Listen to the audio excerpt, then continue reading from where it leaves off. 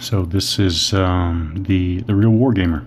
Continuing on here, another day or another session of Combined Arms, Combat Operations 1939 to the 70s, SPI 1945 or 1945. That'd be interesting. 1974 Strategy and Tactics magazine game, actually from Strategy and Tactics number 46. 46. This is Moscow to Stalingrad, Decision in the East, published by the Center of Military History, United States Army, by Earl Zimka, from the Army Historical Series that I was reading from the other day. Let's pick up with CA. So lots of good stuff here, lots of good gaming actually. Now, after the last game session of this Combined Arms, I have to admit, I was wondering, wow, this is dreadfully simple and boring. But, well, I guess the basics of movement and the basics of combat are that. But actually, I got interested again when I was previewing the rules for this play session, and I see now a possibility. I think the game design puts a lot of the emphasis in some areas that are less typical. I'm not saying absolutely unique, but probably less typical. So this is where the rules are more involved than I would have expected. So overruns and what they call wave overruns, just to say that there's some detail there. So that's one area. Another area is zones of control. Boy, this has primary and secondary zones of control, and they're handled differently for different kind of classes of units. So I do think that is let's see, I'm doing a quick, see, the rules for zones of control take up as much space as the rules for movement, understanding that the movement section includes the overruns and wave overruns.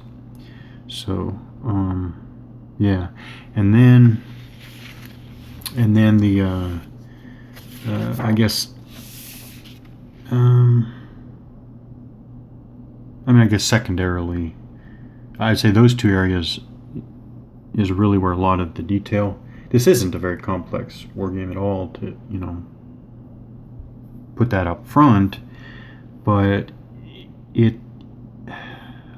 maybe it gets a little bit of its flavor from, again, those areas like the overruns and wave overruns and then zones of control.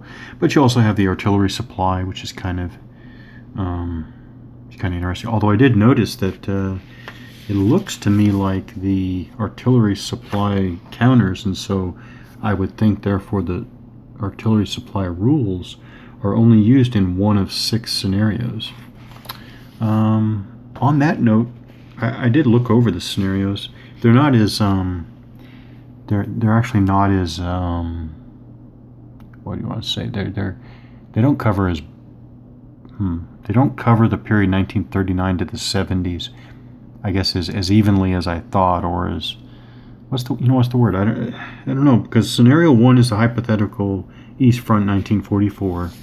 Scenario 2 is that's Germans and Poles in 1939. So there's your 1939 in the subtitle of the game.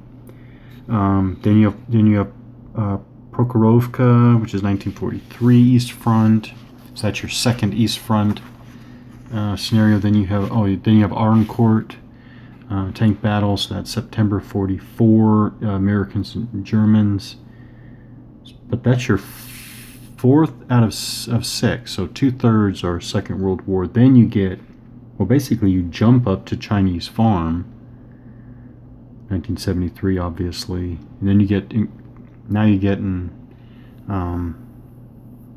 very different forces, I guess you could say.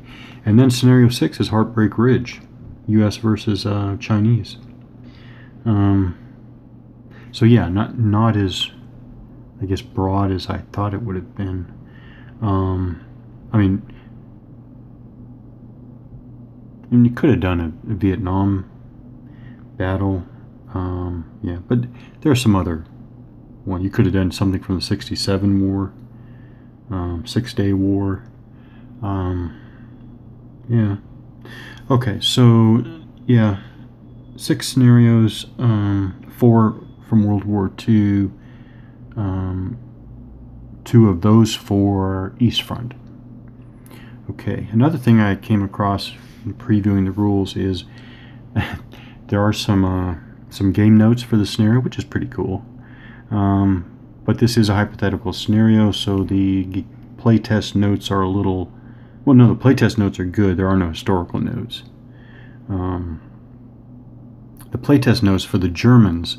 By the way, now I understand the brown and green.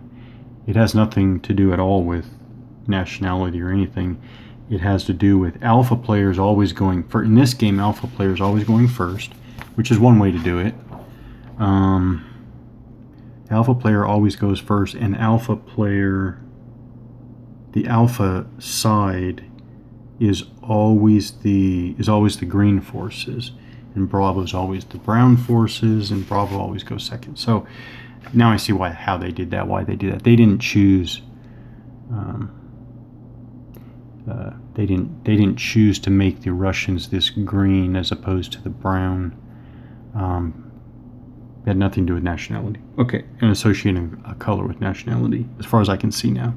All right, so playtest notes for the Germans. So we're talking the brown forces. So here are the brown forces, the Bravo forces. Germans coming across the Russian plains there.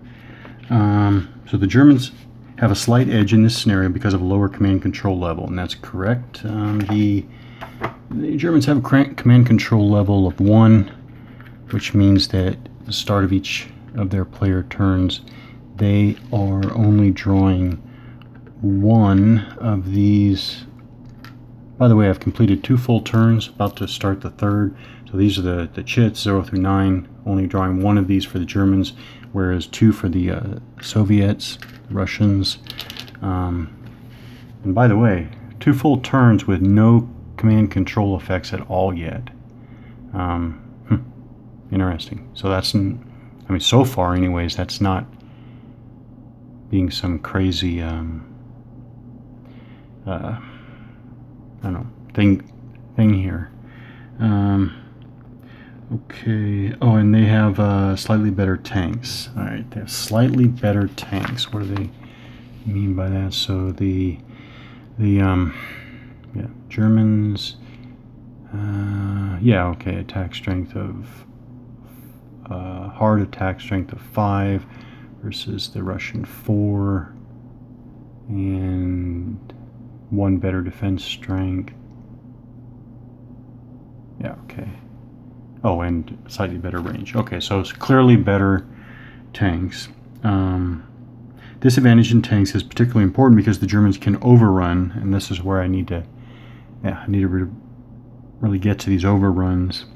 Russian tanks at 4-to-1 odds, while the Russian tanks overrun German tanks at only 3-to-1 odds. This can be an important edge when a general melee occurs. And then you have the playtest notes for the Russians. The Russians have a definite advantage in infantry, which is, really? They do? Because they each have advantage in... Oh, okay. Yeah, okay, I wasn't even paying attention to that. So we got Russian soft attack strength for their infantry 8 to the German 6. Okay, yeah. They are strong enough so that they are extremely difficult to destroy. So is that reflected in the defense strength? Okay. German defense strength of 6, Russian defense strength of 8. Okay, so it is there. The Russian player should advance rather carefully, screening his armor with infantry. Screening his armor with infantry. I just started off without without reading these playtest notes, I started off on my own and did the exact opposite. I basically had the light armor screen the advance of the artillery and then the infantry.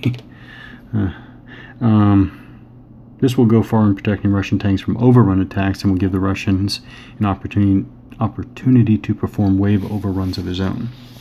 Okay, so turn 3, let's see how that starts off. Yeah, I do think I misspoke. I thought I was at the end of turn 2, ready to start turn 3. I don't think I'd taken the Bravo player turn, so I went ahead and did that. So that's the Germans here. Basically, the idea is I got, well, first of all, first unit in the battle disrupted back here, so I'll be looking at what to do with him in a bit.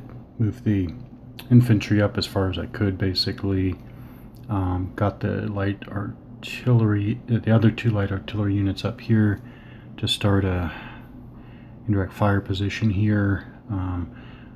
Advance the armor up here just enough to get into this rough one and to control the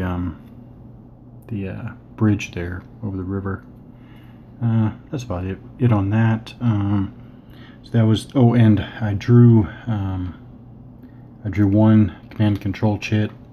Still, I didn't see any units, didn't find any units that were out of command control. So then we do the movement phase, which I just completed, reinforcement segment, combat. I guess we are going to have some long-range combat. So I'm thinking here some questions. Do enemy units block line of sight? And for that matter, do friendly units block line of sight? And also, I might as well double check when artillery units move, can they still conduct combat? I wouldn't be surprised if they can do that, can move and conduct combat, because these are 1-hour turns. I think it's the 1-hour turns that might be, so to speak, I don't know, messing up some of the design here. Or to keep the 1-hour turns, I think the whole turn structure and then maybe some of the other mechanics might need to be adjusted for that. Then we're going to go to disruption removal. Again, maybe this is a sign of an early, I don't know, early experimental stuff, but I mean, it's pretty command control. Where is it? Where is it?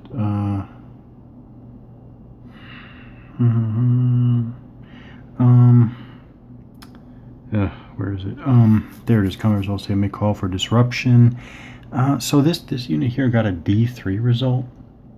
D3 result means that you need a roll of 1 to remove the disruption, and it goes in reverse order.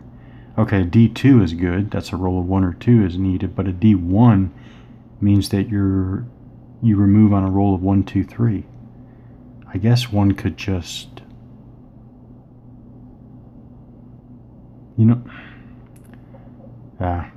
I'll play it as written. But if I were to for some, I guess unknown reason, play this game a lot, I'd just switch that. And I mean, it was a D3 result, which is what I'll do. But because you need a 1 to remove it, I would just use a D1 marker. Okay. This is out of order. I rolled a 6, so they're not going to recover.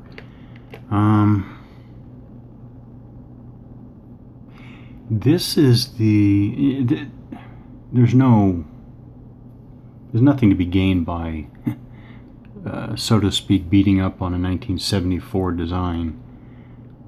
But I'll still comment. This is the problem with models that are too blunt. They're not fine-grained enough. So a disrupted unit does not move at all. These are 1-hour turns.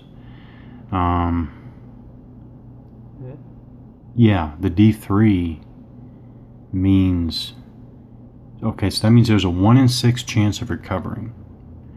So what do we say? We say what, on average, for 3 turns, this unit is going to be, again, so to speak, dead in the water. That is, it's a 16 turn game, you know, so what, that's roughly a fifth of the whole battle. Wow, this just it's just pretty dramatic to see the just the coarseness of the design.